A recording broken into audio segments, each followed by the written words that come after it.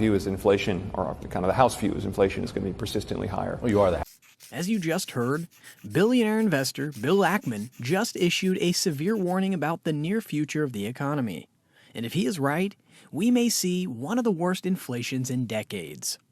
And to reiterate, it's not a year away, not months, but this. And that can happen in the very short term, like literally weeks. But hold on for a second, because it's not all doom and gloom. Regardless of how gray the economic climate is, the wealthy 1% of the world always keep winning, and in some cases, end up seeing new inductees into the 7-digit club. With that in mind, don't you think there has to be something they know that we don't? As you'll soon see in today's video, inflation in 2024 may just be one of the best things that could happen to your financial life in the long run. And you might want to pay close attention to this step-by-step guide, because it's an opportunity to become a millionaire that may only come once.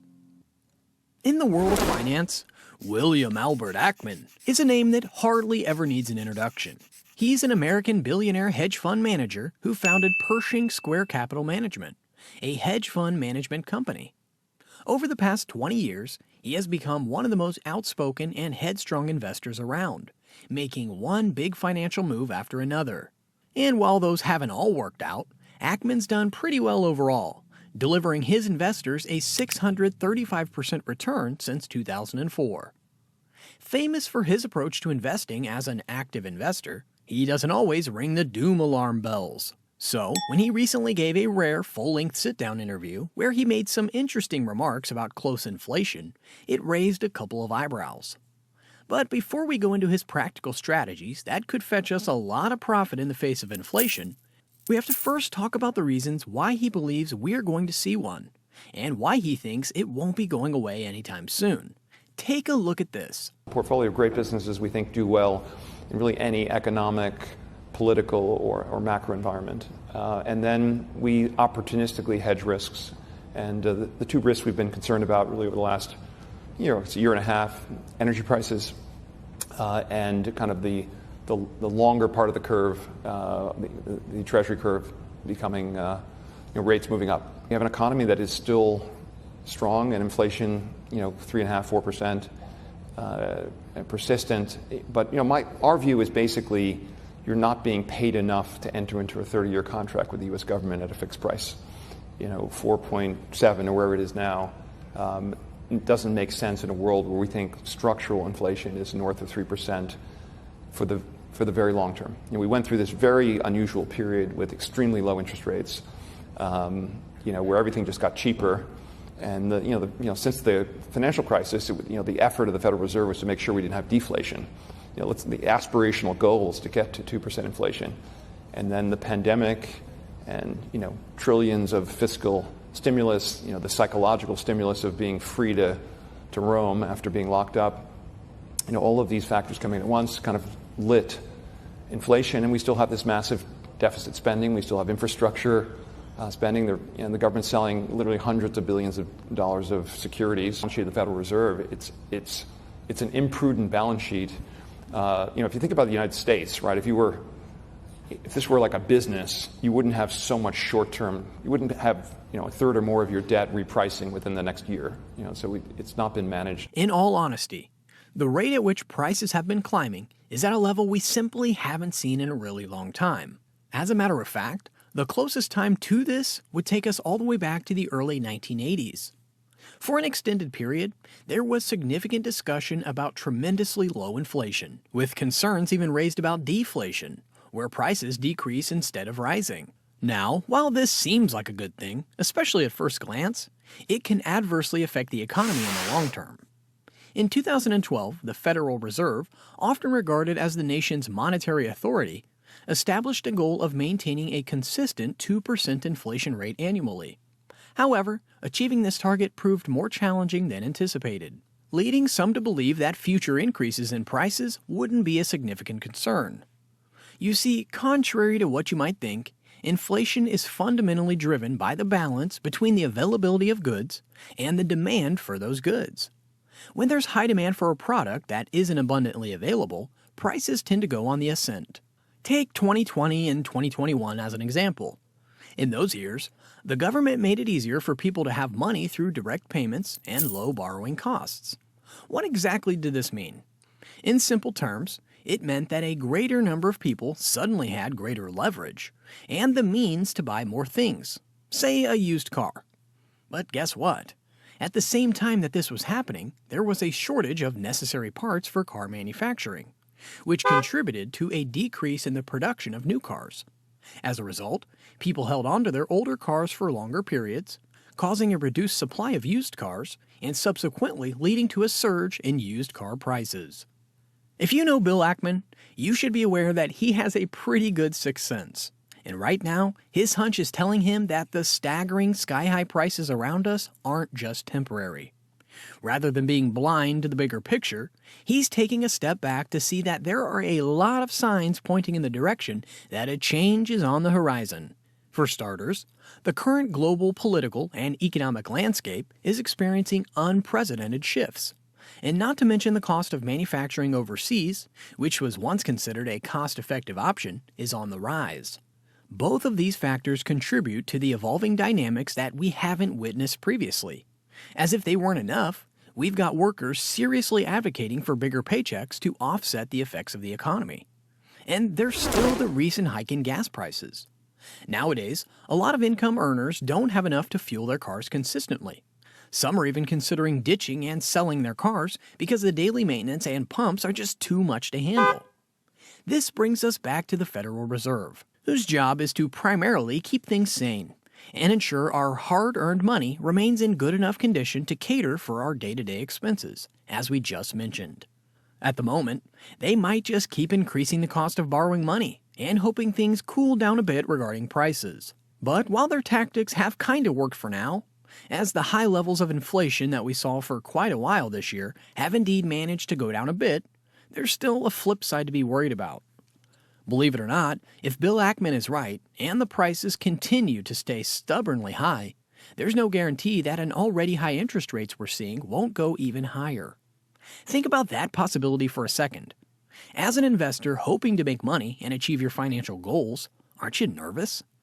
That scenario right there will send shockwaves to the stock market that could have insane repercussions. But don't despair. It's not all bad news.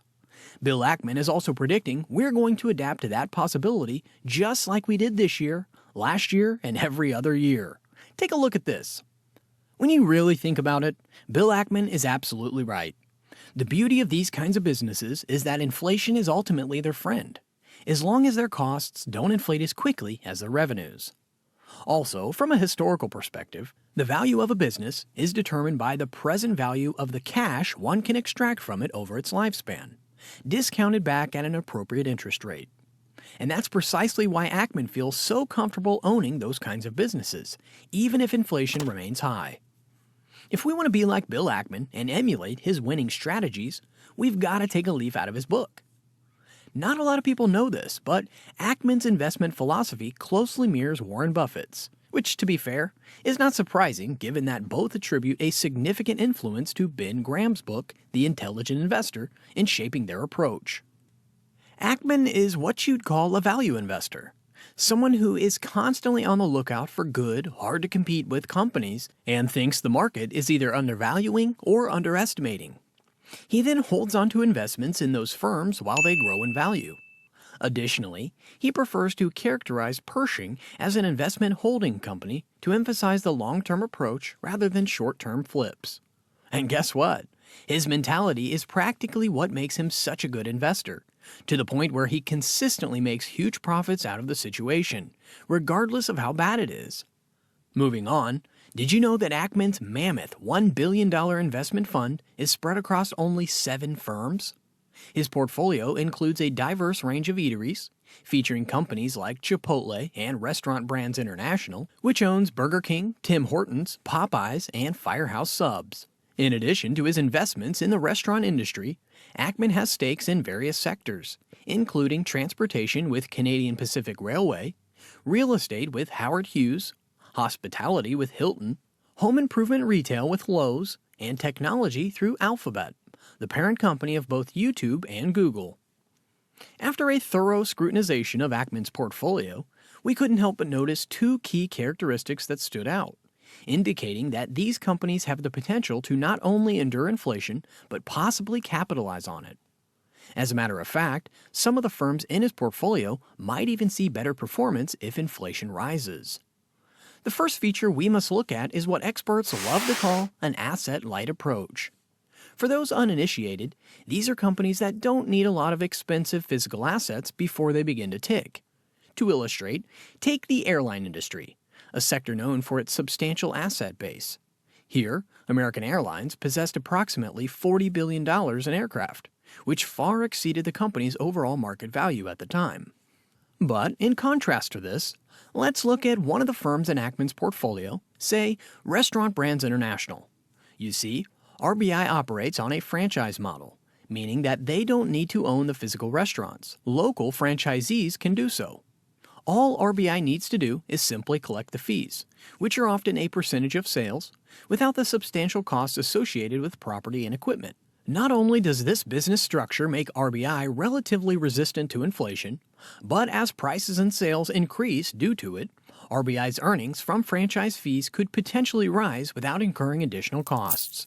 It's like magic. The second feature of Ackman's portfolio that we have to talk about is pricing power. This is the ability of a business to increase prices without losing customers. Consider Canadian Pacific Kansas City, a railway company Ackman has invested in. Due to its essential service of transporting goods over long distances, it is often chosen over costlier truck deliveries, providing the leverage to charge more if necessary. And this brings us to Chipotle, another pick from Ackman that is known to have robust pricing power. The chain has developed a dedicated customer base over the years that remains loyal to the company even when menu prices increase during periods of peak inflation. Remember when we mentioned that Bill Ackman and Warren Buffett share a similar strategy when it comes to investing? Just like Chipotle, Coca-Cola has such a strong and loyal customer base. It's hard to imagine that a household brand will suddenly collapse, even when it's more expensive than the competition. The Oracle of Omaha also loves Apple, a brand that, while not the most innovative tech company anymore, still has a loyal fan base that'll keep buying products to stay connected to the Apple ecosystem. Funny enough, instead of customers complaining about why Apple devices are some of the most expensive products on the market, even when the competition provides better alternatives, the company itself is perceived as a luxury brand, and that won't change anytime soon. As we've come to learn, Ackman's investment strategy revolves around businesses that operate as royalties in their industries, benefiting from industry growth and effectively navigating through inflation. But while his insights on inflation and interest rates are yet to be seen, not a lot of sectors are good to invest in during inflation. At high percentages, durable goods and retail tend to be most affected because spending in those areas tends to drop a lot. If you want to take a risk there, make sure you do your homework by weighing the pros and cons of the firm. One of the most popular and safe ways to maintain value during high inflation is to have a diversified portfolio where bonds, commodities, and inflation-protected investments mitigate losses from assets like stocks during periods of rising inflation. That being said, there are no guarantees when you're investing, as even a billionaire expert like Bill Ackman doesn't get things right all the time. Traditional inflation hedges don't work every time, and peculiar economic conditions can sometimes deliver amazing results on surprising assets.